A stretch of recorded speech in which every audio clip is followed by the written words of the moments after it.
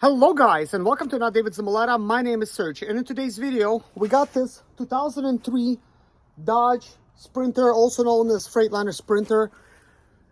This is a 2003, and that's the only companies that basically imported them here. And of course, later on Mercedes just took over, and it's just now Mercedes Sprinter. Funny thing is, lots of people thought back in the day, they were arguing with me. They're like, no, that's American. That's not a Mercedes. That's so funny. It's so funny. I'm like, well, but anyways, so let's record this video and get this show on the road. So yesterday, if you watched the video, it was recorded pretty late, and today is not any better because it rained all day, and you can probably see it's kind of like wet around. So here's what we have here, guys. Here's where we left off. I was trying to get this van started. This van first started up just a little bit, not in the video. It was just turning over but would not start, and then it finally started when I actually put some starting fluid inside. This is before I ran all the diagnostics codes, because prior to that I had like no idea. So I was kind of like working in the blind. And if the vehicle's not even started, you can't really even tell, is that a true check engine light? Is that on because it's just been sitting for a while? And you guys already know that once I plugged the computer in, we found out that the fuel filter actually has water inside. So obviously it's not going to start. But it doesn't help the fact that these 2003s, guys, they did not have a fuel pump inside of the fuel tank. And actually the high pressure fuel pump is basically responsible for starting this vehicle up, but it's a little different design. So it's actually used as an actual pump, you know, to pump your fuel out. And probably not the best design, probably why Mercedes went away from the design in 2004 and above. And from then on, they started to have fuel pumps inside of the fuel tank. Let me know if you're actually a lucky owner of a 2001, 2002, or 2003 Dodge Sprinter, but it's really rare to see them any older than 2003. This is the second time that I owned a 2003 model. I'm pretty familiar with it, and actually the very first time I bought one was in when was it? 2011. That is the first time I bought one. But the very first Sprinter van I bought was in 2007, and that was like one like that. And that's actually a 2012 right here. With the locked up engine. The reason it's still sitting here because it is not a necessity for me to actually get that van running. As you could tell, I'm in my Sprinter heaven here. I got Sprinters parked here all over the place, and one in front of me and one over there and another one over there. Okay, anyways, I got 10 Sprinters here. But anyways, long story short, guys, with a little history out of the way. And man, I enjoy making these videos for you guys, by the way. I really do. So, what is this van doing now? It just does this weird type of click crank type of sound. So it is not a normal, you turn the key to the second position and, you know, and beyond, obviously third to start it. And it would just maybe like make like a little click. Like a little click, click, click. You could kind of hear it, you know, sometimes. But this one, it's like, it's trying to crank, and it sounds like almost kind of like engines locked up or starters locked up. It almost has that type of sound. So here's what I did last night, basically with no camera, okay? It was already so dark, man, and I climbed under my van because it's slightly propped up higher off the ground, just a little bit, because I got a jack underneath, like one of those bottle jacks, like a really, really powerful bottle jack by Daytona. So that it, you know, it's a little bit secure. It's brand new. But anyways, here's what I did, guys. I went in the front of the engine first, and it takes a 27-inch socket to turn over your that big flywheel. Why am I forgetting this word right now? Like, this is crazy. You guys know what I'm talking about. So I was basically turning over the crankshaft pulley, and harmonic balancer is basically what I was looking for, the harmonic balancer. So it takes a 27-inch type of socket. So I put a breaker bar about that big on it, and the engine's not locked up. Okay, so engine is turn it over. So my next step was, okay, well, what's the starter doing? Well, before I even check with the starter, I went inside of the vehicle and I turned the key on, and it just does this sort of like this loud, jammed up click. And I'm like, okay, so could this be a problem with the starter being locked up? Or could this just be the case of a weak battery? It's trying to go, but it can't because there's just not enough cranking amps. Plus, it was a little cold. Plus, this battery is very old. And because it's very old, I mean, I got some cranks out of it, but maybe that's all the life it had. Maybe it just doesn't have any more life. But what confuses me is that I got this powerful machine on it. I was giving it 200 amps and still just a loud click, okay? Which is really, really annoying. You know, guys, I mean, I talk about these things and it might seem like I don't know like what I'm talking about, but sometimes it's the little things that count, guys. You do like the little things, and sometimes it's something tiny that is wrong with it. Might not be properly ground. Might just be the battery.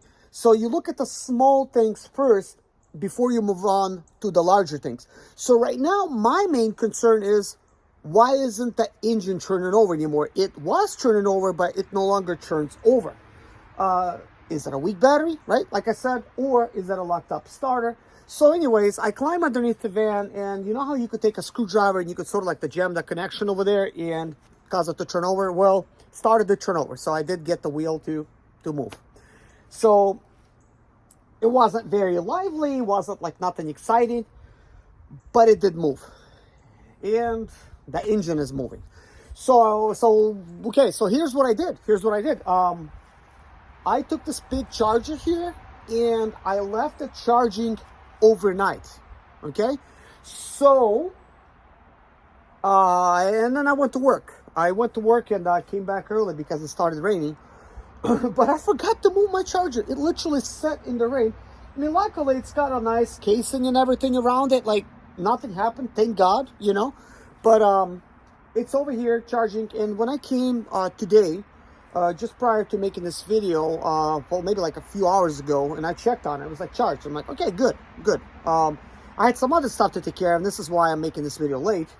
How do you do project out of all projects? Okay, so I then, like, you know, I noticed it's fully charged, but you know what I do? I usually don't even trust the system. I switch it off, switch it back on, put it back on charge, and it's been still charging. So it's not showing green anymore. So it's probably discharging and charging it up. So here's our main goal in this video, because we're not going to be able to get to very far, okay? So the main goal is right now to bring a multimeter, hook up a multimeter to it, find out exact voltage of the vehicle, okay? Now, I'm already going to tell you this. It's probably going to be above 12, just because it's been charging. I mean, it's kind of obvious, okay? But yesterday, I think it got down to like 11.4, which would explain why would it not crank over. But it doesn't explain why giving it 200 amps from this jump box, which works really well, not turning things over, okay? Is it somehow, even though the battery's charged, just doesn't have enough cranking amps? I don't know. But anyways, at this point, I care about the vehicle turning over. So we want to accomplish one thing, is we want to get this engine turning over. That is the first step, okay? Once it is turning over, and I do understand that, okay, the engine is now turning over again, that is good. Even though it doesn't start, if it doesn't, well, it's not going to start. That is fine. Next thing would be to do is then, if it is turning over, and we did rule out the fact that it is a battery or not the battery, and it is turning over, it's a good idea then to replace the fuel filter, because that fuel filter has water in it. And another good idea, which I need to run to the store for, is to get a bottle of heat. It's like a red bottle. It says heat on it. It's like a yellow sticker in red, heat. And pour that inside of my fuel tank, because this van has been sitting at a shop for 2 years. That has been sitting at my shop, well, at my graveyard for 2 years. Because as I explained in a recent video, once I drove it home after starting it up at the mechanics, it would not start up anymore. And then when my son removed the starter all was like falling apart right there at the housing. which I did share that with you guys, but I don't know where that starter is right now. I don't know where it is, but once I find it, I will show you. But it's not important, okay? What is important is, let's put a multimeter on it and find out what's our voltage like. And after that, we're gonna try to crank it over, and that's gonna be the end of the video because we are out of time. It's a rainy environment, and tomorrow I may have some time to actually get to it. And based on the results of right now, I'm either going to need to also replace the battery, put another battery. I do have a brand new battery that I could put in it. And that's what I'm gonna have to do. But at this point, let's put the multimeter on it. Sorry for a very long introduction. I mean, on this channel, here's what my focus is, guys. My focus is for like-minded people like yourself that's still watching this video, that hasn't clicked away, to get all the information that you came here to get. I mean, this is not like we're launching a spaceship or something, you know, and we could just count down to 10 and we launch it, you know. I think it's important for most of you guys that's tuning in here, especially for the first time, to understand what's really going on here. And this is just the starting issue. But guess what? There's many starting issues with these sprinters. And as you will learn, and probably have learned from owning these sprinters, there's so many different problems that happen, right? Diagnosing it properly, especially if you don't have like the proper diagnostic tools, is very, very important, okay? And it's important to understand what's really going on. So I understand that even some mechanics watch my videos, and some even started shops from my videos. But it was basically always intended to educate brand new sprinter owners, somebody that is a do-it-yourselfer, but you just now got the sprinter, you maybe don't know nothing about it, and basically share my knowledge from owning these things since 2007. And hey, by all means, I'm probably not the smartest guy out there that knows everything about the sprinters, but I have a lot of experience when it comes to these things, guys, because I literally put millions of miles on these things over the years, because I actually used them for expedite for 14 years across the whole country. And of course, having a channel here since 2005, I kind of don't really need to even prove my point anymore, because 8 million views later, somebody's paying attention, you know. So maybe there's some value here, you know, hopefully. But anyways, if you're getting any value from my channel, please hit that subscribe button, hit that like button on the video, and please leave a comment below letting me know how you guys feel about all this. Also, I understand a lot of these videos I explain like this, but also sometimes I get down to business and we're actually doing stuff right away. But that is when we actually know what we're doing. Before we even get to that stage, we got to talk about it to come up with the best plan of attack, and then you got to actually talk about what's really going on and determine what steps you need to take to actually resolve this issue. And once you actually know what plan to take, because not all plans are going to be good, you first got to start with common sense and starting with the most simple type of approach, the inexpensive approach. You don't want to start throwing parts at it. Of course, I could talk about things that I already found that's wrong with this vehicle. And I'm going to mention this right now because I'm going to forget to mention it later on. Like the battery terminals, they're not that good. Both the negative terminal needs to be replaced because it's not getting tight enough around the connector, so that is not good. Around the battery terminal, literally the bolt could be all the way tight. It's not getting really tight. Like I could shake it off and let it loose. So that is not good. It's not going to get really good power out of that, okay? Bad grounding. Then in the front, well, you got the positive terminal. There was a lot of rust, so I took a wire brush, I cleaned it off. That was off camera. It's all clean now. But what you're probably not realizing is that little positive terminal right there with all the fuses is really important, that gets nice connection to your battery, because sometimes maybe you notice you will replace a battery with like a good battery, and now your vehicle does not even start. It's just going to create a clicking sound, and it's because what you did in that process is now it's not properly connecting. So make sure you have all of your connections clean, good ground check, make sure everything's good and tight. Also the bolts and everything, especially at this age, in 2003. Well, heck, we're in 2024. 21-year-old vehicle. What do you expect, right? It's pretty much a classic in 4 years. Sure, there's going to be some rust and everything, so you got to clean it up, make sure you got good ground and everything. So that's first and foremost, the most important thing, okay? Sometimes what you can do, and I've talked about this before, but since we're already talking on this topic, and this video is going to be mainly talking, and I'm, the multimeter is going to be like one thing, okay? I might even use that as I don't know, forget it. But anyways, sometimes what I do is I add a second ground cable and I ground it somewhere on the engine, okay? Usually I will find a spot like over here somewhere. Like even this would work, okay? As simple as this sound. Like this bolt right here. Right here, this is an EGR system and this is a 2003. Like that bolt right there would have been a good ground point. Simply remove that bolt, put a cable there, and run it like a black cable behind over here and right into your firewall and add yourself like a second ground to the engine, because once that is grounded, then that clicking sound will disappear. Guys, this little simple thing literally has saved me while I was on the road. My vehicle was just creating a clicking sound and it was real annoying. I was somewhere in the middle of the country and I needed to deliver a load. I got loaded and then bam, I turned it off and now I'm getting clicking sound. Luckily, I knew there was some kind of an issue because I started experiencing it and then actually shut that off at a parts store, because I felt that, okay, if anything's wrong and I need any parts or tools, parts store is going to be a good place. So I pulled up, I think, at like Advance or something.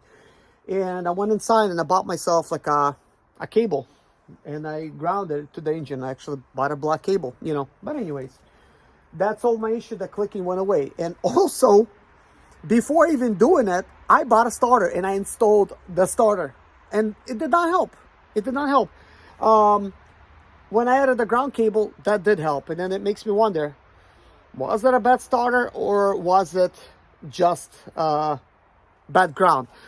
Also, there's another tool that I now have that I bought at Harbor Tools. It was like on clearance. It's a battery load tester. I can test alternators, I can test starters and what have you. I will do a test probably like in the next video to test this battery to even determine, yes, it is showing, let's say 12 volts, okay? But is it capable? Like, is this battery even good? And like, seriously, this battery is probably 5 years old that I revived. I had this battery for such a long time. And it's an AGM battery, Duracell AGM battery. And I'm like, I mean, it was sitting in my van. I have revived, I don't know, probably like over 20 batteries, guys, that's just sitting there. And that's just recently. I've been reviving batteries, just forcing them to charge. And sometimes they get lucky and they actually work. And recently, I have revived a battery from 2012. It's an AGM battery that's made with glass and gel. It's a Duracell battery. It's like a big marine battery. Which, I'm hoping it's really revived, because I'm actually thinking of using that in my Mazda RX-8.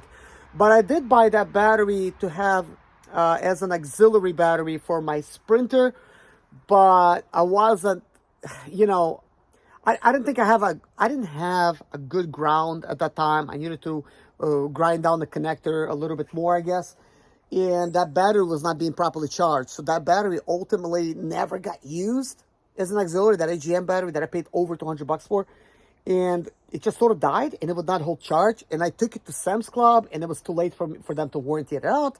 And because so many years have passed or whatever, whatever the thing was. And they said, yeah, it's tested bad. Basically, they tested it for me. I wasted, I don't know, probably like 3 hours in the store and they said it was bad. Well, I don't know. It's revived. We'll see. We'll see if it's even good. I'll put a load tester on and I'll test it. But that's going to be like in a future video, okay? So, anyways, guys, I hope you're getting some value out of this. We're going to go ahead and test the voltage of this battery. Then I'm going to try to start this vehicle over. And that's what's next. Guys, I'm going to turn off my charger, because I was charging the battery. Got my multimeter here. This is from Harbor Tools. I guess you can see what I'm doing. Just come on this side and go ahead and test it.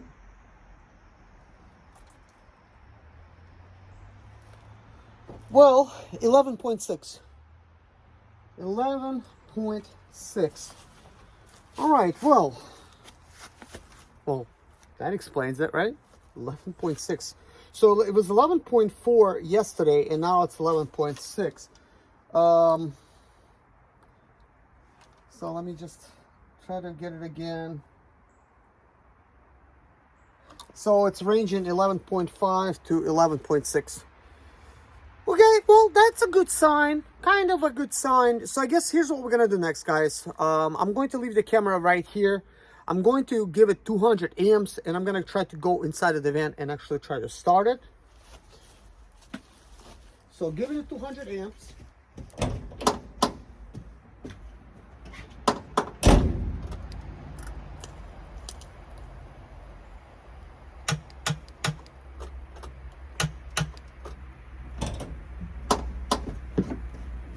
Okay, I wanted to leave the camera here so you could actually see if anything is going on to the engine, but I want to show you what's really going on the screen. So check this out. Turning the key on. Just wait a bit because the glow plug needs to go off. I mean, this does show kind of like, okay, it's not getting like a good connection. I mean, that is obviously obvious. Look. So, all right, while I was giving it 200 amps, I couldn't help but notice that at this positive terminal, there was actually like sparking going on. So wasn't liking that too much, you know. So now that we know it's a low battery, it probably doesn't have enough cranking amps, it will be a good idea to just simply remove it.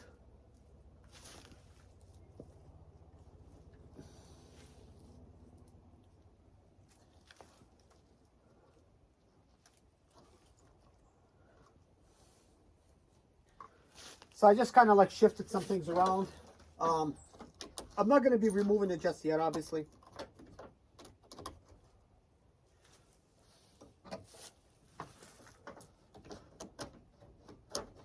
I also don't like to give up early.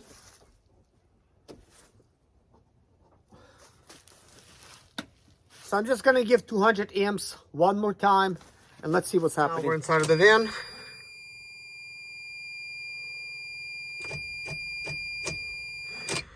So anyways, wasn't planning to really pull this out just yet, but this is my battery load tester. It's got a couple leads here, one negative and, you know, one positive. So this will allow me to test the battery and find out if it's actually any good or alternator. So let's see. I'm gonna try to hook it up, guys. I wasn't planning to do this, but I'm gonna go ahead and turn off my charger. Going to pop that off.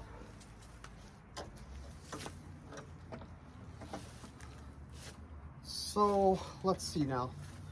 Let's find a resting place. This is brand new. I just recently picked this up. I walked into Harbor Tools. It was some classic looking box, and it was for sale.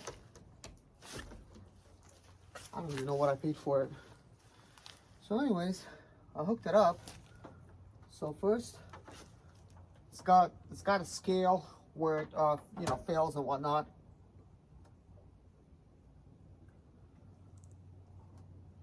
So anyways,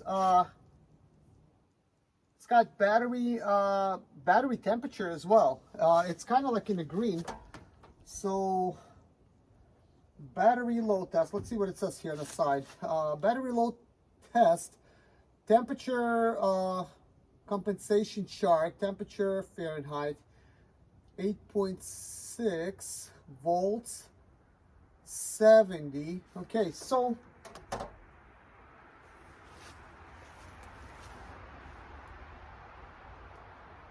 basically there's this is kind of interesting. Let me give you guys a closer look. At first glance, it does seem like we're in the green here. Actually, let me turn the light on. All right, here we go. So you could see that. Okay, battery test. Okay, so it's showing right here, battery temperature. So the temperature is showing okay. So right here, red means replace. So you could see that right here, this says okay to test. So it's in red right now. So state of charge. So that means That's actually in red, which is kind of cool. So you see then alternator and reg, what is this? Reg test. So it's actually showing low. It's not showing in okay. And let's see if we could, oh, let me see something. Let me see something. This is kind of cool. Like, that's cool. So I was like making sure we got everything connected, like everything's good. So now you do this dial, so we could like, I mean, interesting. So that's off position, okay. So now let's try to turn it.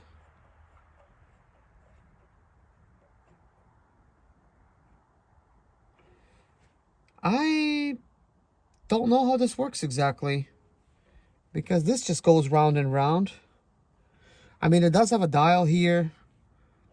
Supposedly that's load, but then if it keeps churning like that, oh yeah, look at that. This is working. So it means you could just keep churning. You could just keep going.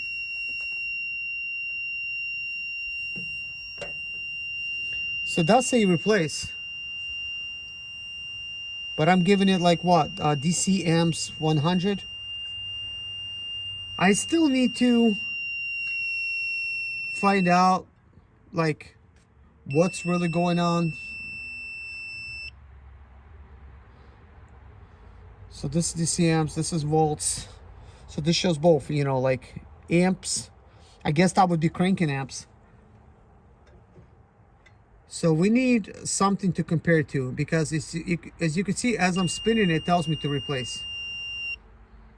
If I keep churning it, keep churning it, keep churning it to the off position, it is now saying 10. So does it mean that all of this testing made it drop to 10? So let me go ahead and put a multimeter on there and we'll find out. So we got the multimeter right here in the same spot. Let's go ahead and test the battery. Yep, there you go. It just shows 10 volts. So that's not enough, obviously, to crank the engine over. So apparently, according to our test, it says that we do need to replace the battery. So here's what I'm gonna do. We're gonna attempt to revive this battery, okay? We're gonna go ahead and put it on charge, and now you will be my witness to seeing that we are trying to revive this really old battery. If we're successful, we're successful. If not, then not. But we'll come back and we'll try this again tomorrow, guys. Hey guys, it's actually darker than it really looks in the video. I'm surprised how good this iPhone 13 is. But anyways, so here's what I gotta say for myself, guys. As you already know, we tested the voltage using both the multimeter and battery load tester. Even though I wasn't thinking about testing the battery with that voltage tester, I got it out anyways. But the thing is, the reason I wasn't really looking forward to testing it like that, because not enough daylight out. And I wasn't thinking we're gonna have enough time. I also thought, since I'm using it for the first time, that it might take time, just like it takes when you take it to a parts store. They gotta put it on a special system, they gotta charge it up, and they gotta wait, and it just goes through all these different modes, and then it tells you battery is good or bad, gives you a printout, okay? Well, in this situation, we could just basically do all that with the battery itself, which is great, because being a mobile mechanic, and that's kind of like where I'm going with things, is that I'll be able to test the customer's battery right there and then, and we can decide whether or not to replace that battery. And obviously this is a bad battery. I told you guys it was a bad battery, and I did say we got a weak battery. But here's the thing, this battery was turning over the engine. Why is it not doing that now? Maybe it lost all its juices, I don't know. So here's what we're doing. We pop this battery on the charger. We're gonna leave it overnight. We're gonna let this battery sit here and charge. In the meanwhile, I'm gonna go to work and go ahead and post this video for you, because this is a fresh video and I'm trying to do that for you guys, just posting fresh content if I can, whenever I can. As you guys already know, I'm pretty busy. I'm working on so many different things, not only my things, but also plans for my wife and stuff, like whatever she's got going on. But she's really reasonable and I'm able to do what I gotta do, but sometimes, you know, gotta help her out. But anyways, guys, thank you so much for watching. Take care of yourself, and I'll see you guys in the next video. Don't forget to hit a like in this video, and please subscribe and come back for more videos. I'll see you guys in the next one. Bye-bye.